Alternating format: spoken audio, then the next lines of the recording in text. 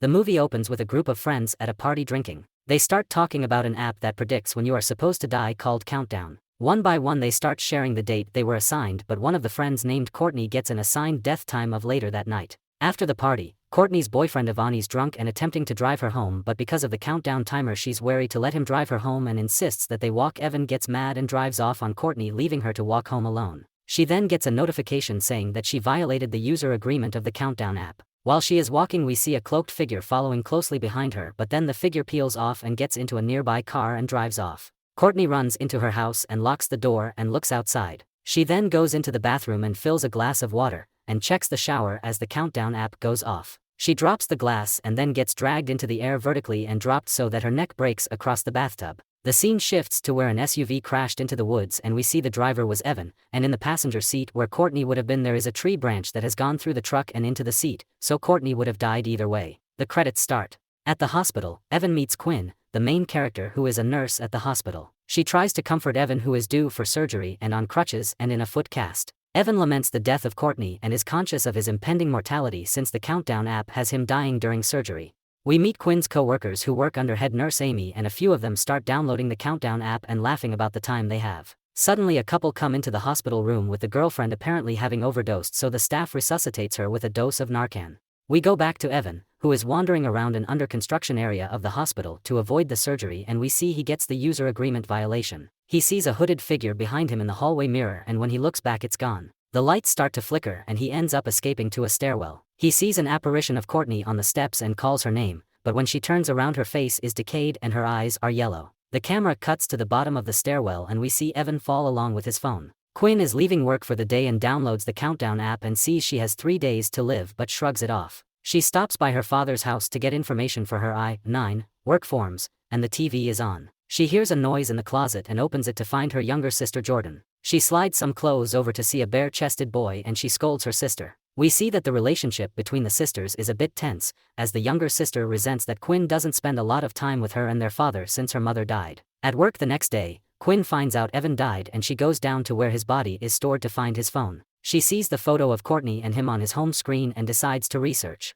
Back upstairs, Quinn cancels plans to hang out with her dad and sister and gets the notification that she violated her user agreement. As she walks through the halls, a dark figure is in the background of one of the rooms, but when she walks backwards the figure is gone. Then Quinn's supervisor Dr. Sullivan lures her to a room under the guise of checking on a patient, but he uses the opportunity to try to pressure her into sex. Quinn turns down his advances, but he forces himself onto her before apologizing for his actions. In the hallway Quinn tries to talk to Nurse Amy, but Dr. Sullivan calls her to check on a patient to thwart Quinn. At her own home Quinn researches the app as well as watches a video about it, and reads comments disputing the video as fake. Then she sees the ghost of Evan, which freaks her out and causes her to go sleep in her car. The next day her sister awakens her and they go inside. Their father is out of town and has left Jordan in the care of a family friend, who she has ran away from. Jordan and Quinn get into it after Jordan isn't allowed to stay over at her sister's and she says she's going to download the app and invite the boy from earlier in the movie over as she leaves. Quinn goes to buy a new phone from the cell phone store, and freaks out when the app re-downloads itself to her new phone, even with a new number, SIM card, and service. In her car, she sees the cloaked figure in the rear view, and ends up backing into somebody's car when it attacks her. The other driver confronts her and Matt comes to her defense, as he also was there about the Countdown app. They go to the hospital to talk to the priest and Matt is attacked in the bathroom, while Quinn is confronted by the HR department, as Dr. Sullivan has reversed the story to blame Quinn, and she is subsequently suspended. At a bar they trick another patron into downloading the app so they can review the user agreement, and figure out that changing any plans that were going to result in their death is what violates the user agreement. The two go talk to another priest, PJ Byrne, who may be able to tell them about the demon stalking them. He tells them that he may be able to help them more if they have the app hacked, so they return to the phone store from earlier and bribe the store manager to do it. They add more time to their app, as well as to Jordan's, since she downloaded the app and is supposed to die 3 minutes before Quinn. Later that night Matt spends the night with Quinn, and they are both alerted that the countdown clock has reverted back to its original time. Quinn is then attacked by the demon, as well as her sister, who they rush over to save at the babysitter's house.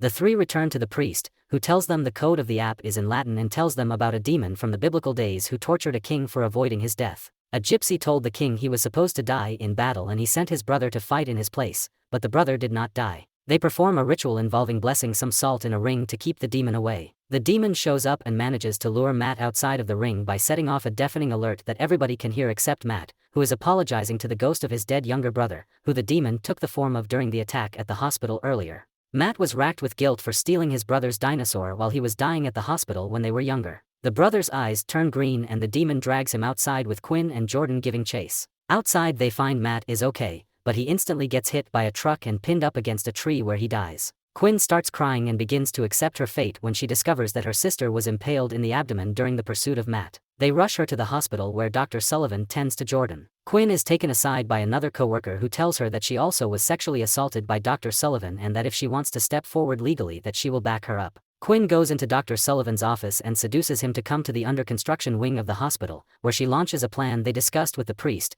that if somebody dies before they were set to, it will defeat the demon. Quinn tries to inject Sullivan with an overdose of morphine but the demon drags him away as they fight. Jordan shows up and the demon chases her and throws her through a window into another room. Quinn gets the demon's attention by beginning to inject herself with the morphine, and the demon changes into the form of her mother and attempts to stall Quinn long enough for the remaining seconds to tick away so it can take Jordan. Quinn resists though and injects herself and causes the demon to turn into ash. Jordan runs over to her collapsed sister and cries over her dead body. Then she notices Quinn had written on her arm a diagram of where to inject Narcan, and sees a syringe full of it in her pocket. She injects her and brings Quinn back to life as they hug. The movie ends with Quinn, Jordan, and her dad at her mother's grave visiting. As they leave, Quinn gets a new notification. Countdown has finished updating to version 2.0 on her phone.